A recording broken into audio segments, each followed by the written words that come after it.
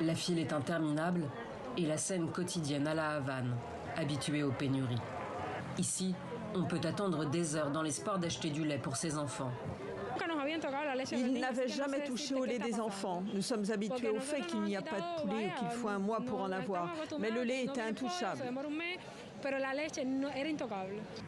À son arrivée au pouvoir, Fidel Castro s'était engagé à fournir en lait tous les enfants de moins de 7 ans et les Cubains atteints d'une maladie chronique.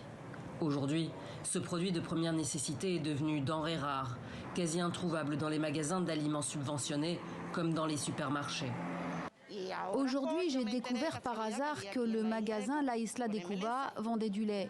Même si c'est en monnaie librement convertible, je peux en acheter.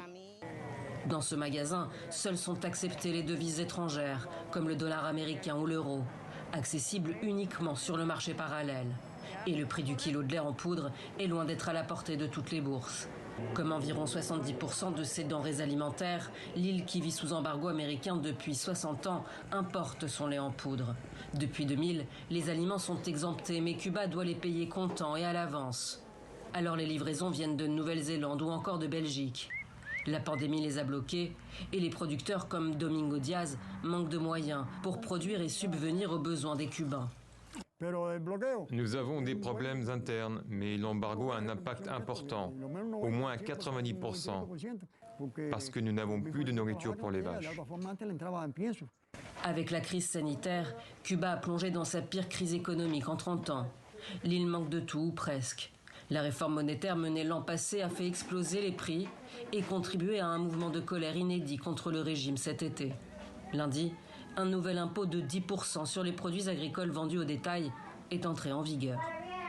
Ces 60 ans d'embargo contre Cuba, on en parle avec vous, Olivier Daben. Vous êtes professeur à Sciences Po, spécialiste de l'Amérique latine. Olivier Daben, cet embargo décidé par le président Kennedy en février 1962, est-ce qu'il avait vocation à durer aussi longtemps ?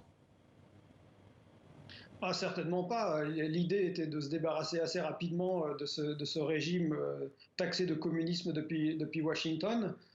Personne ne s'attendait à ce que 60 ans après, on en soit pratiquement à la même situation. C'est un cas d'école d'échec, en fait, de mesures économiques prises à des fins politiques. Ça ne marche pas. D'ailleurs, il n'y a pas qu'à Cuba. En général, les embargos économiques n'arrivent pas à provoquer des changements politiques. Mais c'est vrai que là, 60 ans, c'est largement un record du monde. Et c'est ce qui fait aussi la gloire de ce pays sur la scène internationale, d'une certaine façon. Barack Obama a tenté d'assouplir l'embargo contre Cuba. Donald Trump l'a renforcé. Joe Biden avait promis durant sa campagne de s'y attaquer. Et pour le moment, rien. Comment l'expliquez-vous ? Barack Obama, il n'avait pas démantelé tous les dispositifs parce que c'est extrêmement compliqué. Il n'y a pas un embargo, il y a un arsenal législatif impressionnant et donc ça prend beaucoup de temps pour tout démanteler. Mais il avait rétabli les relations diplomatiques, ce qui était évidemment extrêmement spectaculaire. C'est vrai que de ce point de vue-là, pour l'instant, Joe Biden n'a pas osé franchir le pas et revenir à la politique qui était celle pourtant de l'époque où il était vice-président. Et donc, il est très timide sur ce dossier. Ce n'est pas clairement un dossier prioritaire. Et puis, il a des problèmes politiques. Et on sait très bien que les exilés cubains à Miami peuvent faire une élection nationale aux États-Unis. Donc, il est très, très prudent dans la perspective des élections de mi-mandat qui ont lieu l'année prochaine. Quelles sont les conséquences concrètes de cet embargo sur la population cubaine ?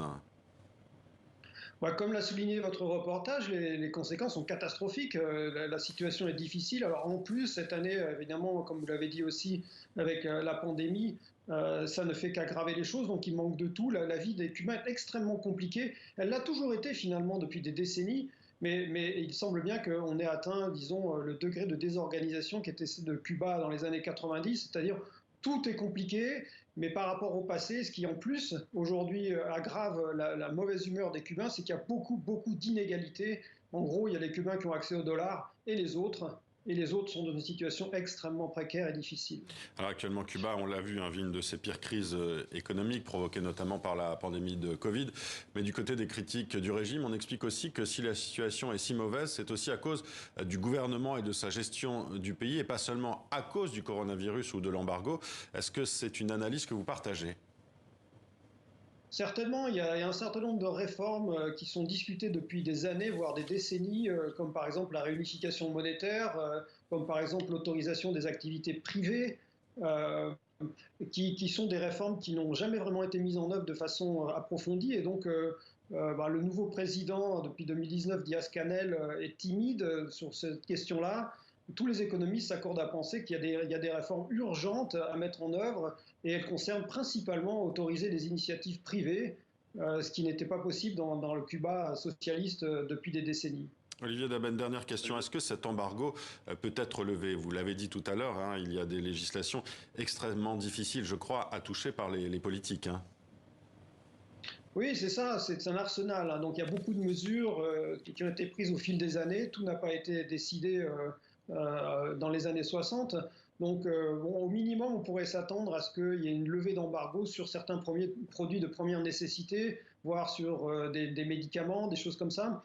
Mais pour l'instant, politiquement, le contexte est très défavorable à Cuba et il n'y a pas de volonté dans l'administration Biden pour avancer dans ce domaine. Merci Olivier Daben pour cette analyse.